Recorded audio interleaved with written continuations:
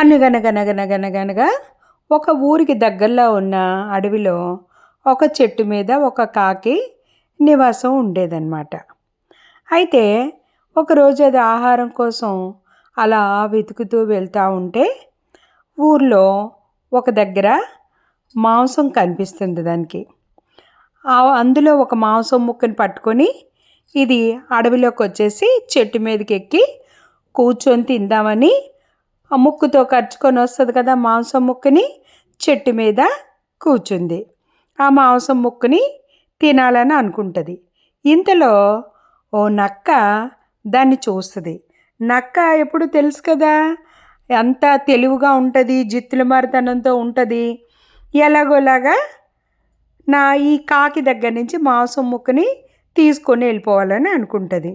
అప్పుడు తెలివిగా నక్క దగ్గరికి వెళ్ళి ఆ చెట్టు కింద కూర్చొని, ఓ కాకమ్మ కాకమ్మ, నువ్వు ఎంత బాగా పాడుతావో తెలుసా, నువ్వు పాడుతూ ఉంటే వినడానికి చెవులకి వినసొంపుగా ఉంటుంది అని చెప్పి దాన్ని పొగుడుతుంది.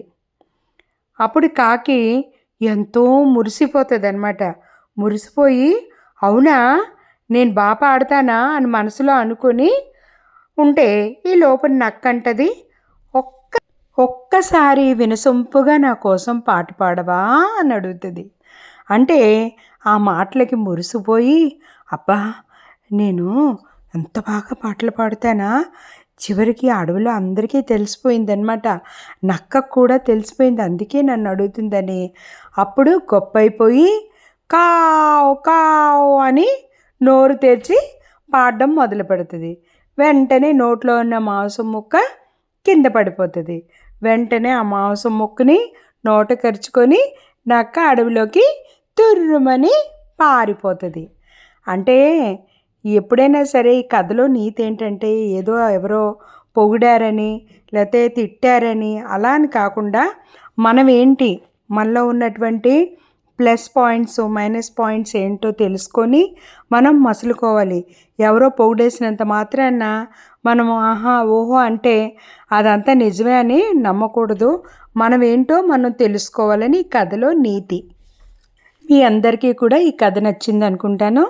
ఈ కథ నచ్చితే లైక్ చేయండి, షేర్ చేయండి, నా ఛానల్ మాబడి మాగుడి సబ్స్క్రైబ్ చేయండి. Thank you for watching. Thank you so much.